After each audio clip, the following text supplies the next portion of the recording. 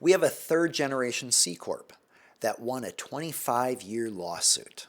So I'm going to assume that's a lot of money. That judgment is considered income. Great observation, by the way. Whenever you get a judgment, typically that is income and thus subject to income tax.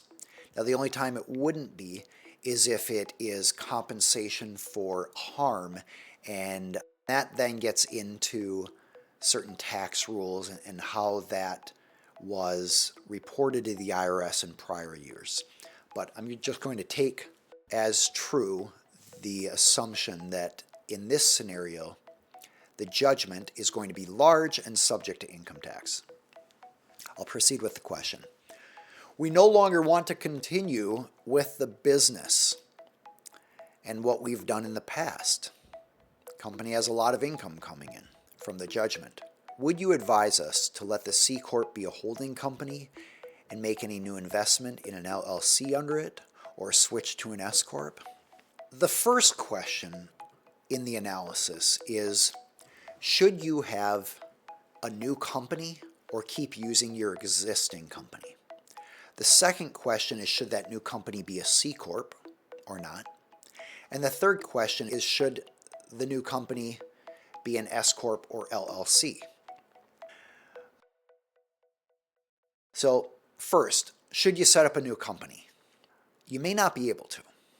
Here's why. If the money is coming in to an existing company, that company is the one that will have to receive the check.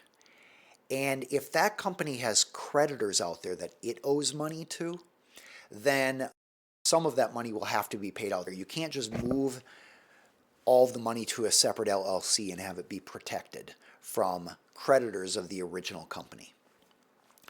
You also cannot just have the lawsuit money paid to a separate company. It needs to be generally paid to the company that won the lawsuit. But let's say you don't have any creditors. Then what do you do with that money? At that point, I would work with a CPA to think through, are there any tax consequences to what you're weighing here, and make sure whatever you do is with knowledge of any tax consequences. Usually what happens is the money from the company is distributed to the shareholders, and then the shareholders can do whatever they want with that money, like investing it on their own. But let's say for some reason you don't want to distribute the money from the corporation to its shareholders. Then what do you do?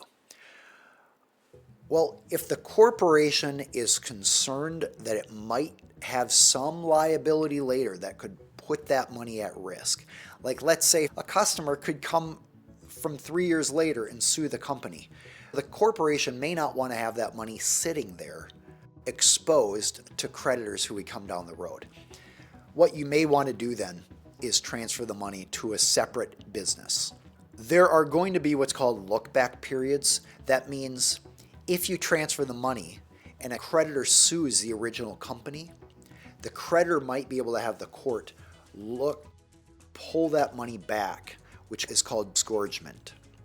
Disgorgement is when the judge orders money to be disgorged from the old company and transferred back to the original company so that it is available to be paid to the creditors. And that period of time in which disgorgement can occur is called a look-back period.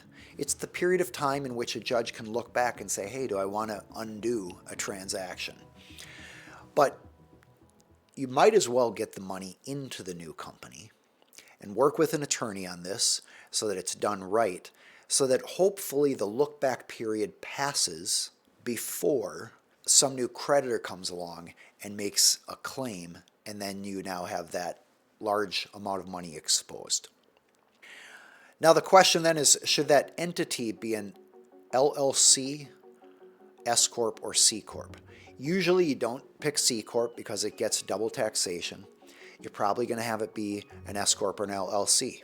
If the entity is owned by individuals, then you would probably have it be an S Corp, but that should be a decision made by the CPA. That's so that you can reduce payroll tax or self-employment tax. If the entity is going to be owned by another business, it may need to be an LLC because, as a general rule, S corporations need to be owned by individuals, not businesses. In that case, let's say you had that LLC holding all of the assets and it is owned by a company. The LLC then would pay the profits to the company, and then ultimately it would come to you. It's very possible it would be subject to 15% self-employment tax. Bottom line though, this gets complex when you're dealing with multiple entities. It also matters how those entities are taxed, and a CPA is best equipped to help you figure out the structure that will minimize taxes for you in a way that's defensible with the IRS. There might be some judgment calls here. And if a CPA has a judgment call, the CPA might say, hey, you can do this option, but it's more risky and saves more money on taxes. Or you can do this option. By working with a CPA and relying on the advice of a CPA, usually you have some protection under the law, because one of the defenses for tax fraud is you relied on the advice of a licensed professional. So I don't recommend doing this stuff yourself, and certainly don't make these big decisions based on what you hear me talking about here.